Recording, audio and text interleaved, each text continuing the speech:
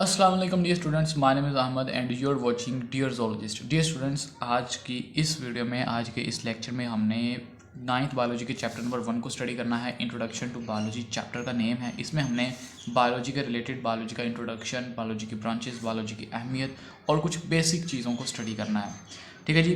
सबसे पहले हमारे पास जो यहाँ पर पैराग्राफ है उसमें उन्होंने डेफिनेशन दी है साइंस की। साइंस है क्या? Science is basically the study in which observations are made. हम किसी भी चीज़ के बारे में, किसी चीज़ को ऑब्ज़र्व करते हैं कि कोई प्रॉब्लम हमारे पास आती है, हम उसको ऑब्ज़र्व करते हैं, उसके बाद हम उस पर एक्सपेरिमेंट्स करते हैं एंड देन हम लॉजिकल कंक्लूजन्स निकालते हैं प्रिंसिपल्स ऑफ नेचर को समझने के लिए कि हमारे पास नेचर का कोई भी प्रिंसिपल है, नेचर कोई भी चीज़ है नेचर की, हम उसको ऑब्ज़र्व करते हैं। अगर हमें उसके बारे में ज़्यादा इन्फॉर्मेशन चाहिए तो हम उस पर एक्सपेरिमेंट्स करते हैं, उससे अपने नताइज को अक्स करते हैं। इसी का नाम साइंस है। अब पुराने वक्तों में हमारे पास जो भी नॉलेज था वो सब साइंस के अंदर था। तो हम कह देते थे कि ये जी साइंटिफिक स्टडी है, ये साइंस है। कोई भी इंफॉर्मेशन आ गई हमारे पास किसी भी चीज़ के मुतालिक, जी वो साइंस है। लेकिन जैसे जैसे वक्त गुजरता गया, जैसे जैसे टाइम गुजरता गया, वैसे वैसे नॉलेज में इजाफा होता गया। हमारे पास जो नॉलेज था, जो डाटा था हमारा डिफरेंट चीज़ों के रिलेटेड, वो बढ़ता गया।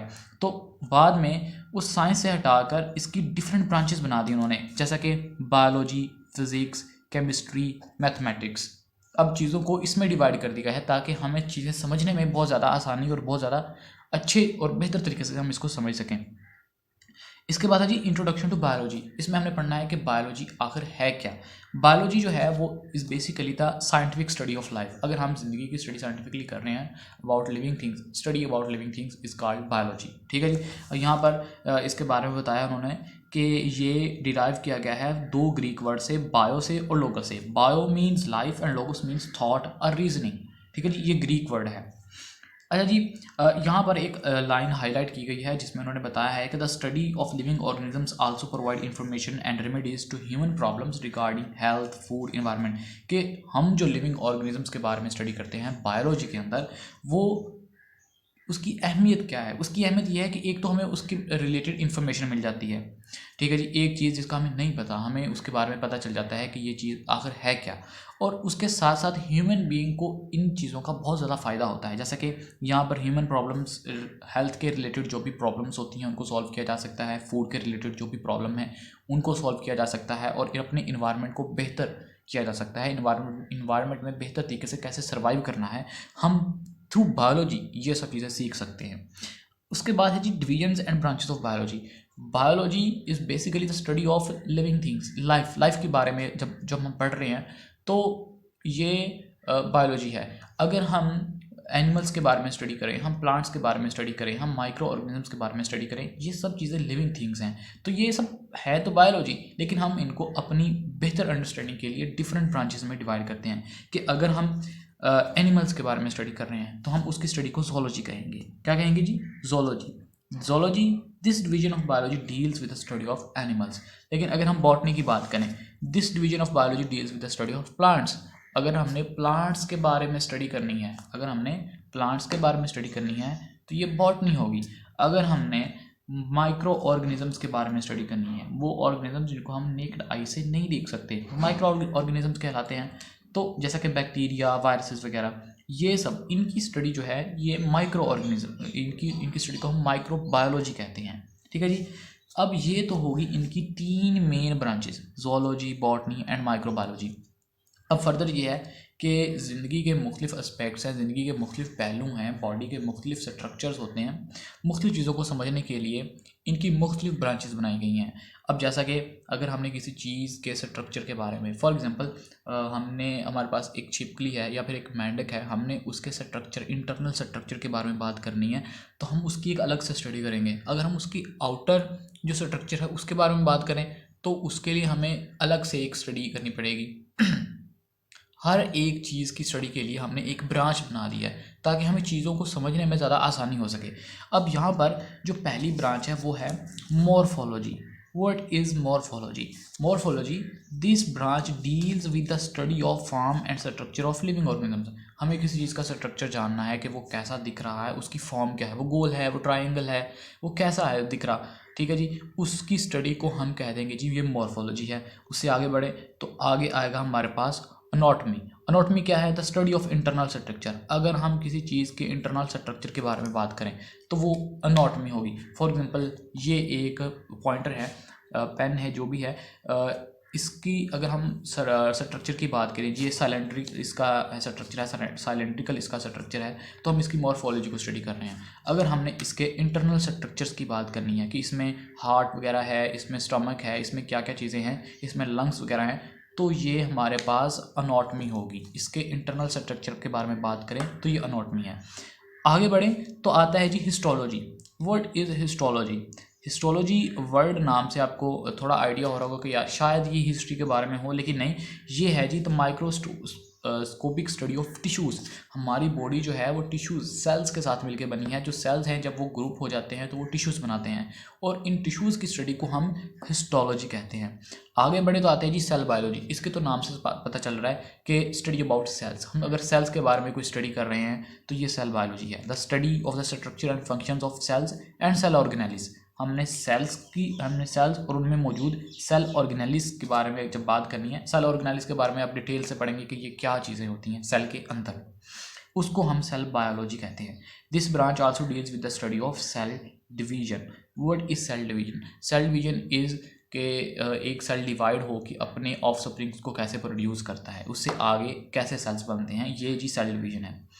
यहाँ तक होगी जी सेल बायोलॉजी की बात। आगे बढ़े तो आता है हमारे पास physiology. What is physiology?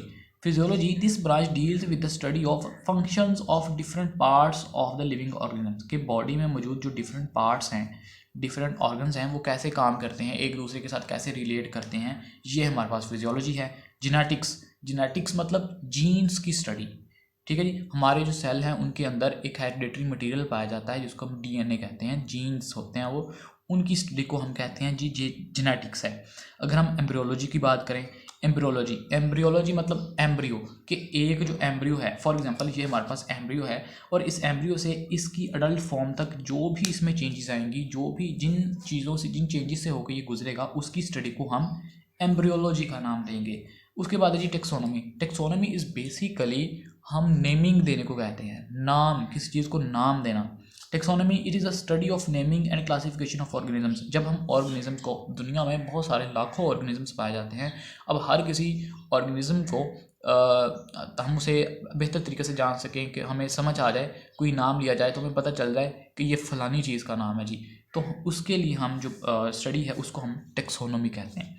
Taxonomy के बाद आता है जी पेलियोंटोलॉजी। पेलियोंटोलॉजी माय पर्सनल फेवरेट, ये बहुत ही इंटरेस्टिंग एक फील्ड है पेलियोंटोलॉजी की, कि it is a study of fossils which are the remains of extinct organisms. आज से लाखों करोड़ों साल पहले जो चीज़ें नापैद हो चुकी हैं, जो चीज़ें इस दुनिया से ख़त्म हो चुकी हैं, उनके जी फॉसिल्स पाए जाते हैं, उनके रिमेन्स पाए जाते हैं, जैसा कि डायनासोर। अब दुनिया में यहाँ पर लोगों ने डायनासोर को देखा नहीं है, लेकिन उनके बारे में पता है कि जी यहाँ पर डायनासोर होते थे, तो उनका जो स्ट्रक्चर मिला, उनके जो फॉसिल्स मिले, उनको स्टडी किया गया, फिर पता चला जी कि आज से हज़ारों साल, लाखों साल पहले दुनिया पर डायनासोर्स मौजूद थे। इनकी स्टडी को हम पेलियोंटोलॉजी कहते हैं। उसके बाद है जी environmental biology. What is environmental biology? It is study about the environment and interactions between the environment and the organism, के it deals with the study of interaction between the organism and its environment, कि एक organism अपने environment के साथ किस तरह interact कर रहा है, वो अपने environment में किस तरह से behave कर रहा है, वो किस तरह से रह रहा है, ये स्टडी जी इन्वायरमेंटल बायोलॉजी है। उसके बाद है जी socio biology. This branch deals with the social behaviour of animals that make societies, के जो ऑर्गेनिजम्स हैं वो अपनी सोसाइटी में क्या रोल प्ले कर रहे हैं, वो सोसाइटीज़ कैसे बना रहे हैं, अपने माशी तौर पे वो कैसे रह रहे हैं। उसके बाद है जी पैरासाइटोलॉजी। पैरासाइटोलॉजी मीन कि अगर हम पैरासाइट्स के बारे में स्टडी कर रहे हैं तो हम इसको पैरासाइटोलॉजी का नाम देंगे। उसके बाद है जी biotechnology. Biotechnology is very interesting field. इसमें क्या होता है कि हम माइक्रो ऑर्गेनिजम्स को या फिर एंड ऑर्गेनिजम्स को इस तरह यूज़ करते हैं कि उनसे हम यूज़फुल चीज़ें बना सकें, उनसे हम डिफरेंट चीज़ें बना सकें। जैसा कि आपने फर्मेंटेशन का नाम सुना होगा, जिसमें कुछ यीस्ट बैक्टीरिया वगैरह को यूज़ करके हम एक यूज़फुल प्रोडक्ट बनाते हैं। तो ये सब बायोटेक्नोलॉजी के अंडर आता है। अगर हम बात करें इम्यूनोलॉजी की, व्हाट इज़ इम्यूनोलॉजी? इम्यूनोलॉजी जो है इसके नाम से ज़ाहिर है कि ये इम्यून सिस्टम की बात हो रही है। अब इम्यून सिस्टम क्या है कि हमारी बॉडी के अंदर कोई वायरस आ गया, हमारी बॉडी के अंदर कोई बैक्टीरिया आ गया, तो हमारी बॉडी ने उसके ख़िलाफ़ जो भी इक़दाम करने हैं वो इम्यून सिस्टम के थ्रू करने हैं, उसको इम्यून सिस्टम देखेगा, तो उसकी स्टडी को हम इम्यूनोलॉजी कहेंगे। अगर हम बात करें एंटोमोलॉजी की, तो ये है जी स्टडी ऑफ इंसेक्ट्स। अगर हम हशरात के बारे में पढ़ रहे हैं, कीड़े मकोड़ों के बारे में पढ़ रहे हैं, इंसेक्ट्स के बारे में पढ़ रहे हैं, तो ये एंटोमोलॉजी के अंदर आएगा। उसके बाद है जी फार्माकोलॉजी। फार्माकोलॉजी मतलब फार्मेसी, मतलब मेडिसन, ड्रग्स। अगर हम मेडिसिन के बारे में बात कर रहे हैं तो हम फार्माकोलॉजी की बात कर रहे हैं। यहाँ पर उन्होंने कुछ पैराग्राफ्स दिए हैं जिसमें उन्होंने बताया है कि मॉलिक्यूलर बायोलॉजी या फिर बायोकेमिस्ट्री, ये आजकल एक फील्ड भी है, सब्जेक्ट भी है, लोग इसमें डिग्री भी लेते हैं। तो ये क्या चीज़ है? Molecular biology deals with the study of molecules of life, के हमारी बॉडी के अंदर जो मॉलिक्यूल्स होते हैं, लाइफ में यूज़ होने वाले जो मॉलिक्यूल्स हैं, जैसा कि water, proteins, carbohydrates, lipids and nucleic acids वगैरह, ये सब आप आगे चल के डिटेल में पढ़ेंगे। इन सब चीज़ों की जो स्टडी है वो मॉलिक्यूलर बायोलॉजी है, कि मॉलिक्यूल्स के बारे में जो स्टडी हम करते हैं। उसके बाद ये पैरासाइट्स। पैरासाइट्स वो चीज़ें होती हैं जो हमारी बॉडी के अंदर तो रहती हैं, हमारी बॉडी से खाना भी लेती हैं, हमारी बॉडी से वो शेल्टर भी लेती हैं, फूड एंड शेल्टर, लेकिन वो इन रिटर्न हमें वो नुकसान पहुंचाती हैं, हमारा फ़ायदा कोई नहीं करती। तो ऐसी चीज़ों को हम पैरासाइट्स कहते हैं। और ऐसी चीज़ों की अगर हम स्टडी करें तो उसको हम पैरासाइटोलॉजी का नाम देंगे। ठीक है जी। अब उसके बाद है जी, ये मे बी MCQs आप या फिर शॉर्ट क्वेश्चन आपसे पूछा जा सकता है कि आजकल जो ह्यूमन पॉपुलेशन है, जो ह्यूमंस हैं, जो उनको सबसे ज़्यादा किन चीज़ों का सामना करना पड़ रहा है। वो ये है कि जी ह्यूमन पॉपुलेशन ग्रोथ, एक तो ह्यूमंस की ग्रोथ बहुत ही ज़्यादा तेज़ी से बढ़ रही है। दूसरा ये कि इन्फेक्शियस डिजीज़ हो रही हैं।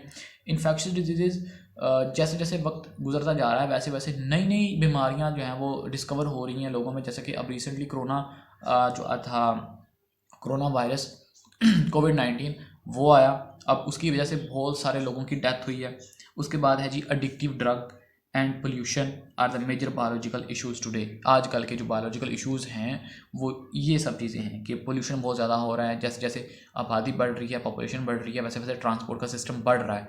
तो ट्रांसपोर्ट के सिस्टम के बढ़ने के साथ साथ यहाँ पर पोल्यूशन जो है वो बहुत ज़्यादा बढ़ रहा है, एडिक्टिव ड्रग्स बहुत ज़्यादा बढ़ रही हैं। तो ये सब चीज़ें जो हैं वो ह्यूमंस को इन सब चीज़ों का सामना है। ठीक है जी, आपसे मिलते हैं इसके सेकंड लेक्चर में, जिसमें हम करियर्स इन बायोलॉजी को स्टडी करेंगे और relationship of biology to other sciences को डिस्कस करेंगे।